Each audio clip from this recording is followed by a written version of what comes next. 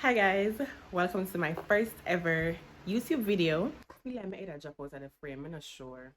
If you're new here, everybody's new here. Anyways, thank you guys so much for subscribing. For those who have already subscribed, if you haven't yet subscribed, please do so now. Which part is supposed to go? I'm not sure. Anyways, guys, so welcome to my channel, Bear with D. Now, I wrote down some pointers because I know I tend to babble and talk a lot, and I'm trying not to do that, but I think I'm going to just free flow for the first video and ignore the pointers. Many persons have been asking me what Bear with D means. You know, what is my channel about? What does my channel stand for? What will my content be about? Bear with D is really a play on the phrase bear with me, for those of you who kind of figure that out. Smart. It is also me saying to you that I'm coming to you bare, no filter, in terms of the things I have to say to you. I will not be sugarcoating anything. I will not be prettying up any of my stories I'll be giving. And I'm basically coming to you guys open and honest about certain topics I'll be talking about, as well as just letting you into my life a little bit. For some persons who may have read my blog, you may know a little bit about my life, but not everything, as well as just me sharing tips and stuff with everybody, just being open with things, you know, in a world where everybody can be for themselves. Sometimes we don't really share information like we ought to, and information is not just for us. So when we find out something, we can share it with somebody else because it may help somebody, you see me? So that's basically what Bear with D is about, being open with you guys, as well as asking you to bear with me. All right, go ahead, click that subscribe button. I'll wait.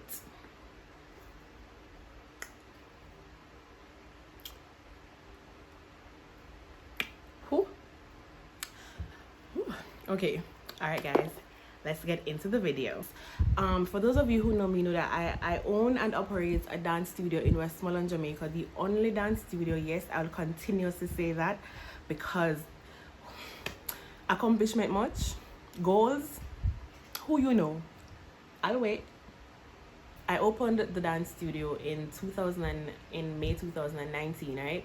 So we opened in May 2019, and it took, you know, with any new business, any small business, it took a while for us to grow and to build, and we really saw growth coming in January 2020. That's when I saw a massive amount of growth, and we were ready to take on to 2020 like nothing, like full speed ahead, already plans out, everything. And then COVID happened in March.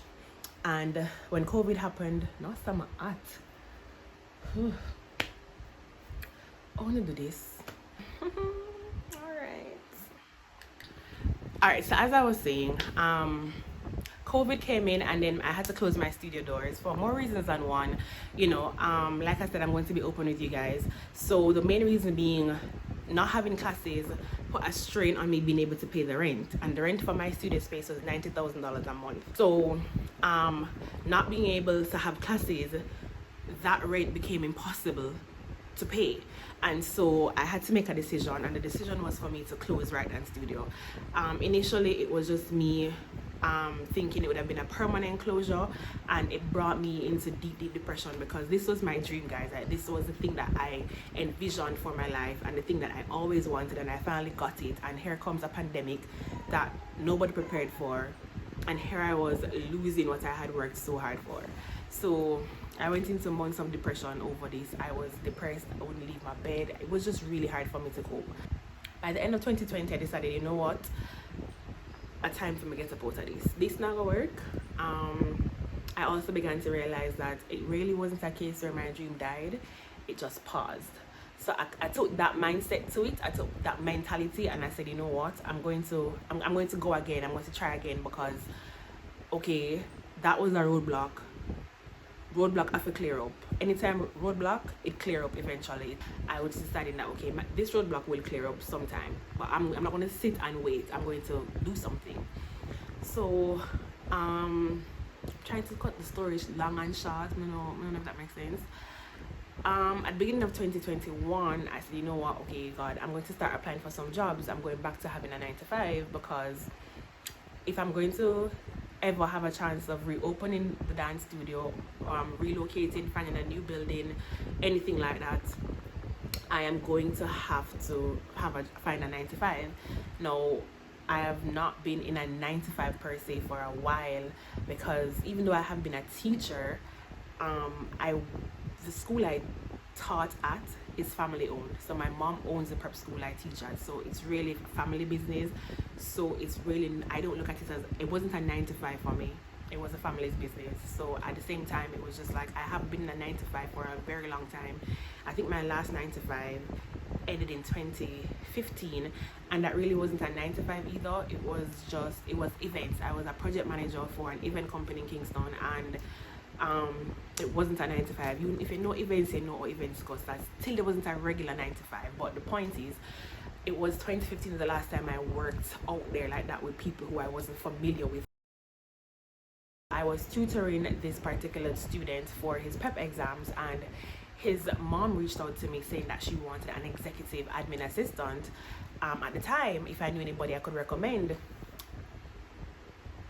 boo, who you know? So of course I recommended myself. So she said, okay, send me your application and everything. I sent application in, went in for the interview. I had no doubts that I've gotten the job, to be honest with you. Not because we had a relationship prior, but just because what she wanted was exactly what I did. I applied, went to the interview, and I got the job. Getting the job, because I was tutoring as well, I would tutor from 9 to 11:30. So I was now doing 2 jobs. I was tutoring from 9 to 11:30, then I was going into this job from 12 to 5, sometimes 12 to 7, 12 to 8. So started this job, I absolutely, by the way, reverse, I left out enough things. When I went for the interview, she said to me, I don't want you as an executive assistant. You're way more than that. You're operations. Because like I told you, I had event experience and planning experience, organizing experience, that kind of thing. So she said, no, not a desk job at all. So I was thrown into the role of operations coordinator, and I loved it. Let me tell you, it was with a medical company. And so, you know, it's COVID time, so we're doing COVID testing, we're organizing all of that. A lot of things are going on in the company, and I was just really ecstatic to be there, and I enjoyed the job. And as time went by, it didn't feel like me. Yes, I enjoyed what I was doing. I loved what I was doing. I enjoyed coming home late. I enjoyed just working late hours. I enjoyed feeling useful, and that's when I realized that it was just me enjoying the fact that I was useful again that made me enjoy that job so much. But at the end of the day, I wasn't happy, and the job started to take a toll on my mental health.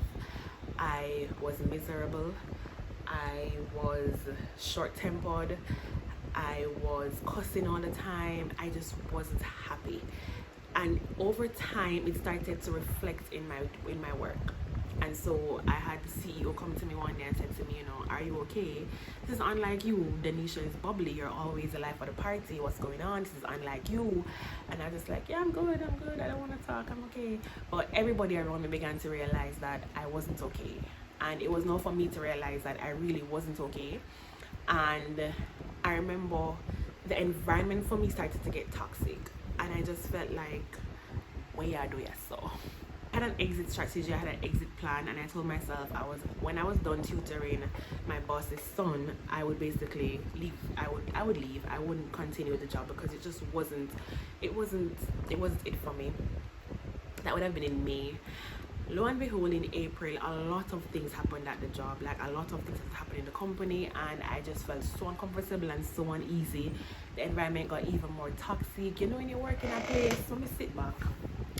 You know, when you work in an environment and it's just like new persons who join the team who have the takeover mentality, old persons on the team who feel like they know the boss more than anybody else because of the relationship that they have or had or whatever. You had so many different little sections of things and people going on. It wasn't for me, because I'm not going to be one of those persons who backbite and turn against and do all kind of things for elevate. I'm not like that. So April got really hard for me. I was just not coping at all. And I remember the last straw happened when HR, and I I realized that some things were not going on that I was just not okay with. I'm not going to say everything because I'm not trying to bring on anybody with this. I'm not trying to release any information. So I'm cutting out that whole HR part because I don't want to reveal too much information. End of the day, I decided, you know what, I just wasn't going to even go another day. And in April, I can't remember the exact date. I think it was, I'm gonna have to look back and put the date on the screen. I sent in my resignation letter and I decided I wasn't going to set another foot back in that place. It was just, I was just done. I couldn't do it anymore, and I'm just not going to do it anymore. My mental health came first, and I'm going to always put my mental health first. I'm going to always put me first. You get me? Like, I'm never going to, I know I had a goal and I had a plan, and I needed the 9 to 5 to save and get my studio back to where I needed it to be, but at the cost of my health, my mental health, nah, it wasn't gonna happen. So I resigned. And in resigning, I said, okay, can you know, say, hey, me and God will talk all the while. Like, me and God talk. If I want thing, it doesn't matter where my life is going or what is happening in my life, I ensure I talk to him. Like, I will lay up in the bed and I'll talk to him and say, all right, brother, here we are. Talk to me, what go on? What you have in mind for me? What you have in store for me? Because right now I'm not sure what go on. So I talked to him, and I decided, you know what? Wherever the money gonna come from, I'm going to reopen my studio. And in 2020, I made a tweet that by 2021, my studio would have its own building. But then when I put the budget together, I was just like, but I'm not having the money for this. I have the money to do this. But guys, I mean, if I could tell you everything in this first video, I would, but I really can't. I'm gonna save it for another video when the time is right. Storyline I wanted to get across with that whole story before was just me saying to you that mental health is really, really important. And I have seen so many things going around lately as it relates to mental health and mental wellness, and it breaks my heart sometimes because I don't think we take it seriously. And I think sometimes we compromise our mental health and our mental well-being for jobs, for friendships, for family, for situations, and really and truly we shouldn't do that, because let me tell you, it's when your mental not okay, nothing else not go alright.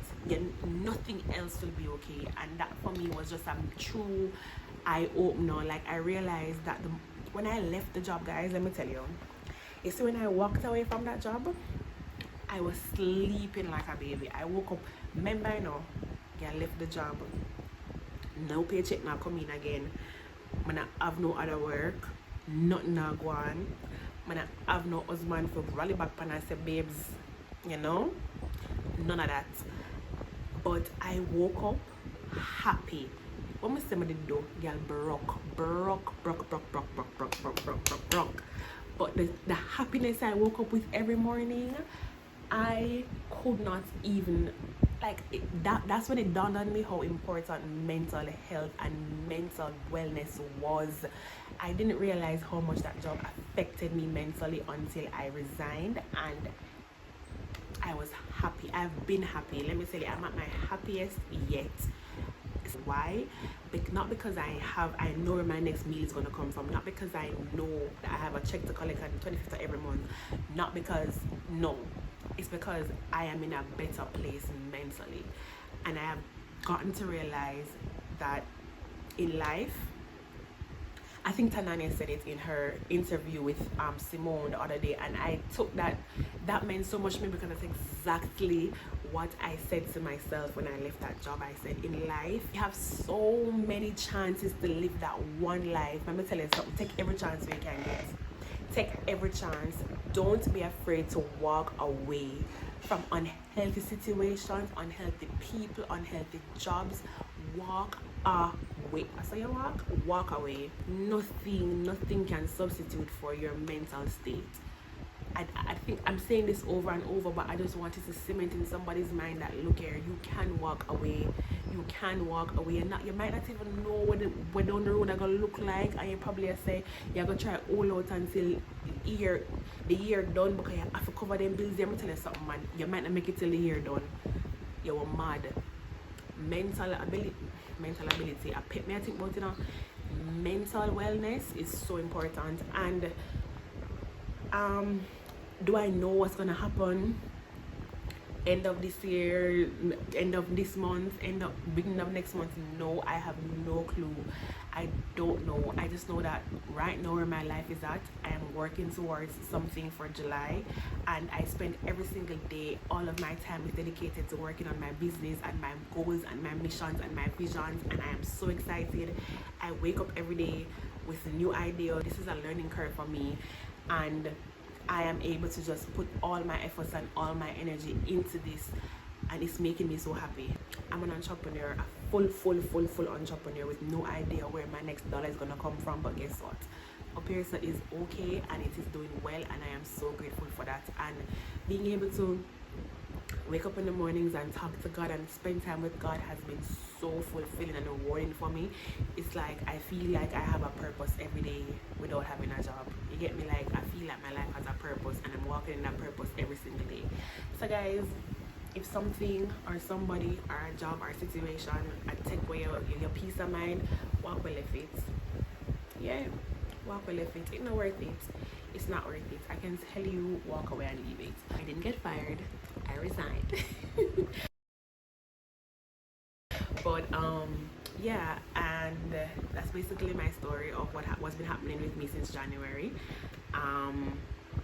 I'll be doing another video to update you on what's gonna be happening with me starting in July. I have some things in the pipeline and in the works, but I can't talk about them yet until, you know, I don't want to talk about them. I can, but I don't want to. So that will be another video, because apparently that's how YouTubers do it. Keep people in a suspense. I'm gonna suspend, you know. Wrong use of. Oh, wait, before you go, I have to tell you, my cup, my tumbler, Girl Things, it's from Boya Things, Kareem Boya Things. I don't know if I'm still doing them, but me advertise them things because I want him continue to do them. So you can grab a Girl Things tumbler from Kareem Boya Things. This was 3,500. If I'm raising price, don't judge me. I that me pay for mine and me did buy it. I'm buy it a long time because girl support friend. So you can grab your Girl Things tumbler from Kareem Boya Things. Okay, bye. I feel like my head a drop out of the frame. I'm not sure. This hard, you know. How people do this?